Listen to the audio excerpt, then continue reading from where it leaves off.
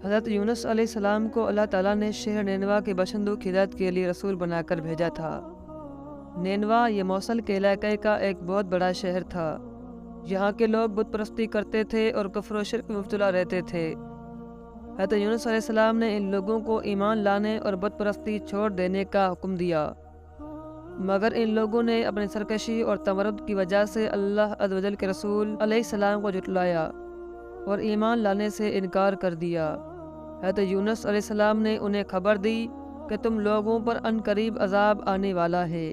یہ سن کر شہر کے لوگوں نے آپس میں یہ مشورہ کیا کہ حضرت یونس علیہ السلام نے کبھی کوئی جھوٹی بات نہیں کہی، اس لیے یہ دیکھو کہ اگر وہ رات کو اس شہر میں رہے تو سمجھ لو کہ کوئی خطرہ نہیں ہے، اور اگر انہوں نے اس شہر میں رات نہ گزاری تو یقین کر لینا چاہیے کہ ضرور عذاب آئے گا۔ رات کو لوگوں نے یہ دیکھا کہ حضرت یونس علیہ السلام شہر سے باہر تشریف لے گئے ہیں، اور واقعی صبح ہوتے ہی عذاب کے آثار نظر آنے لگے کہ چاروں طرف سے کالی بدلیاں نمودار ہوئیں اور ہر طرف سے دھواں اٹھ کر شہر پر چھا گیا۔ یہ منظر دیکھ کر شہر کے باشندوں کو یقین ہو گیا کہ عذاب آنے والا ہی ہے، تو لوگوں کو حضرت یونس علیہ السلام کی تلاش میں جستجو ہوئی، مگر وہ دور دور تک کہیں نظر نہیں آئے۔ جب شہر والوں کو اور زیادہ خطرہ محسوس ہوا تو شہر کے تمام لوگ خوف خداوندی کی وجہ سے ڈر کر کانپ اٹھے، اور سب کے سب عورتوں بچوں بلکہ اپنے مویشیوں کو ساتھ لے کر اور پھٹے پرانے کپڑے پہن کر روتے ہوئے جنگل میں نکل گئے، اور سب رو رو کر صدقے دل سے حضرت یونس السلام پر ایمان لانے کا اقرار و اعلان کرنے لگے۔ شوہر بیوی سے اور مائیں بچوں سے الگ ہو کر سب کے سب استغفار میں مشغول ہو گئے اور دربار باری میں گڑ گڑا کر گریہ وزاری شروع کر دی۔ جو مظالم آپس میں ہوئے تھے ایک دوسرے سے معاف کرانے لگے، اور جتنی حق تلفیاں ہوئی تھی سب کی سب آپس میں معافی تلافی کرنے لگے۔ غیر سچی توبہ کر کے خدا عز و جل سے یہ عہد کر لیا کہ حضرت یونس علیہ السلام جو کچھ اللہ کا پیغام لائے ہیں ہم اس پر صدقے دل سے ایمان لائے۔ اللہ تعالیٰ کو شہر والوں کی بے قراری اور مخلصانہ گریہ وزاری پر رحم آیا اور عذاب اٹھا لیا گیا۔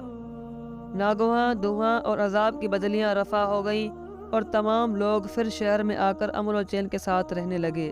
جب کسی قوم پر عذاب آ جاتا ہے تو عذاب آ جانے کے بعد ایمان لانا مفید نہیں ہوتا، مگر حضرت یونس علیہ السلام کی قوم پر عذاب کی بدلیاں آ جانے کے بعد بھی جب وہ لوگ ایمان لائے تو ان سے عذاب اٹھا لیا گیا۔ طبرانی شریف کی روایت ہے کہ شہر نینوا پر جب عذاب کے آثار ظاہر ہونے لگے، حضرت یونس علیہ السلام باوجود تلاش و جستجو کے لوگوں کو نہیں ملے، تو شہر والے گھبرا کر اپنے ایک عالم کے پاس گئے جو صاحب ایمان اور شیخ وقت تھے۔